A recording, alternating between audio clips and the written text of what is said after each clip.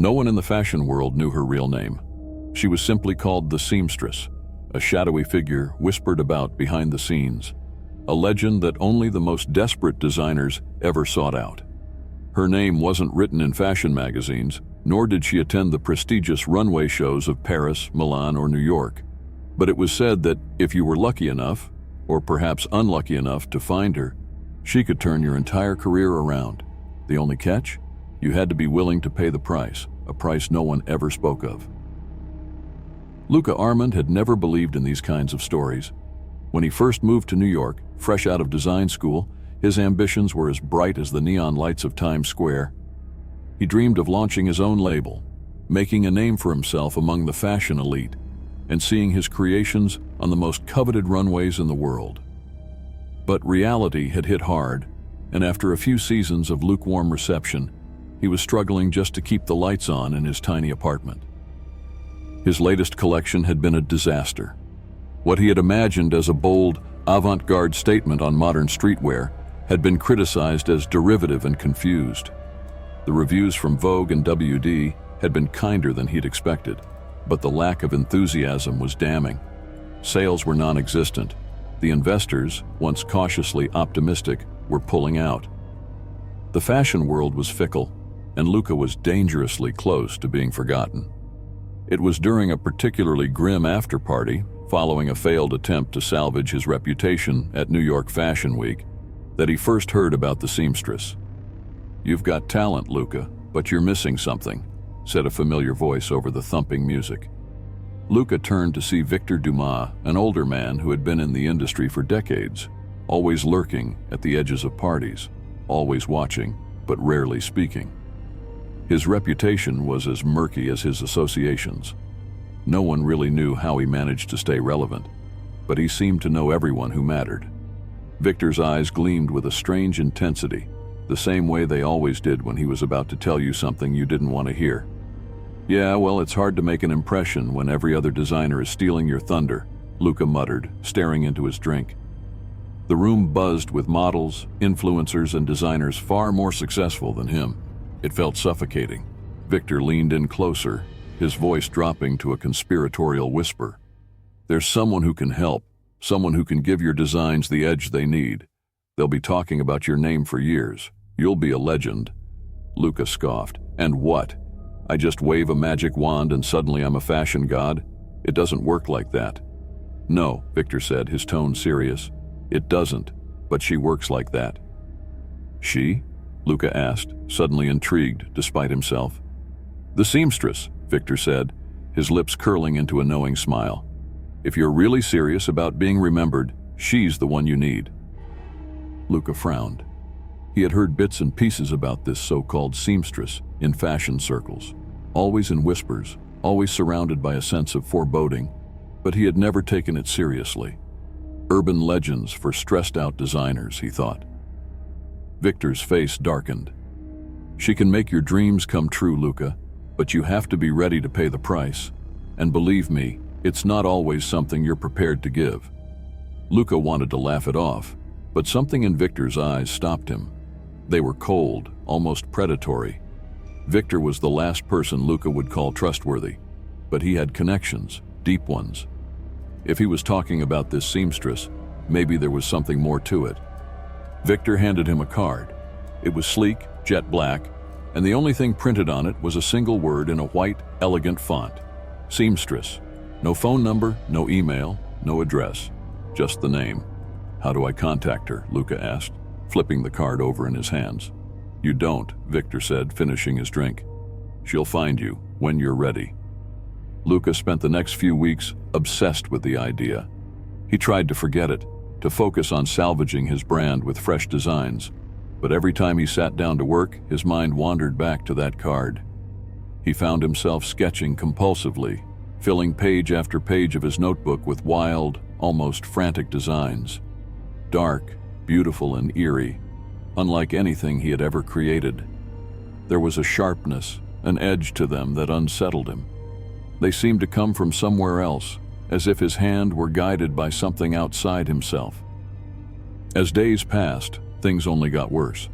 Luca was slipping into desperation. Rent was overdue, his phone was ringing non-stop with calls from creditors, and the emails from his investors had grown colder and more dismissive. He knew his time was running out. Late one night, after hours of staring at his latest failed design, he finally gave in. He pulled out the black card from his desk drawer, turning it over and over in his hands. "What the hell?" he muttered to himself, his fingers tracing the word seamstress. At that exact moment, the lights in his apartment flickered. The temperature dropped sharply, and the hair on the back of his neck stood on end. There was a knock at the door. Luca froze. It was late, too late for anyone to be visiting. He hesitated for a moment, then slowly walked to the door and opened it. The seamstress walked slowly through his cramped living room, her long fingers brushing lightly against his scattered sketches. She stopped at the desk, picking up one of his newer designs, one of the dark, unsettling ones he had drawn in a near trance. "This is good," she said, her voice quiet but firm. "You have potential, but you need more." Luca swallowed hard. "That's why you're here." She turned to face him, her gray eyes locking onto his. "I can give you what you need, Luca. I can make you the designer you've always dreamed of being. But there is a price." Luca nodded, though fear was gnawing at his stomach. "What kind of price?" The seamstress smiled again, that cold smile. "Something of yours, something precious must be given in return. It can be something small at first, a sliver of your ambition, a fragment of your soul, a piece of your essence. The more you want, the more you must give." Luca felt a chill run down his spine, but the weight of failure pressed too heavily on him. He couldn't walk away now. He had come too far. "What do I have to do?" he asked, his voice barely above a whisper. She stepped closer to him, her presence overwhelming. "Create, design the collection of your dreams. And when it's done, I will return. We'll discuss payment then." With that, she turned and walked toward the door, disappearing into the hallway without a sound. Luca stood frozen for several moments, unsure if what had just happened was real or some strange fevered dream. But when he looked down at his desk, he saw the design she had touched. And something was different. The lines were sharper, more defined, as if the idea had come alive on the page. His hands trembled as he reached for his sketchpad, a strange compulsion washing over him. For the next week, Luca worked like a man possessed. He barely slept, barely ate, as he sketched out an entire collection. The designs flowed effortlessly from his mind to the paper, dark, dramatic, elegant in ways he had never achieved before. He used fabrics he had never considered, silhouettes that seemed to defy convention, and patterns that were hauntingly beautiful. It was as though his creative vision had been amplified tenfold.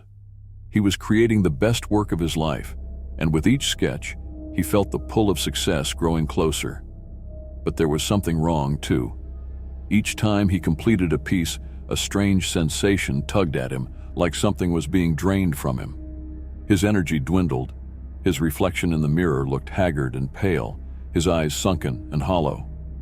Still, he pressed on, unable to stop himself. When the collection was finished, Luca knew he had something extraordinary. He presented the designs to his team and investors, and the reaction was immediate. Everyone was blown away. Word spread quickly through the fashion world, and before he knew it, his phone was ringing off the hook with offers from top magazines and buyers. But then, just as the whirlwind of success began to engulf him, the seamstress returned. It was the night before his debut show at New York Fashion Week. Luca was in his apartment, preparing the final touches on the runway setup when the lights flickered once again. He didn't need to turn around to know she was there. "You've done well," she said, her voice soft but chilling. Luca turned to face her, his heart racing. "Thank you. The collection, everyone loves it." The seamstress smiled, that same cold, detached smile. "And now, it's time to settle our debt." He had known this moment was coming, but the reality of it still hit him like a freight train. His mouth went dry. What do you want?" The seamstress stepped closer, her gray eyes gleaming in the dim light. "I told you, Luca, the price is always a part of you. For this level of success, something significant must be given." Luca felt a lump forming in his throat. "What do you mean? I've already given..." Not enough, she interrupted, her tone sharpening. You've tasted true brilliance, true greatness, but it has cost you more than you realize. And now, the final payment must be made. She raised a hand, her fingers impossibly long, and pointed toward his chest.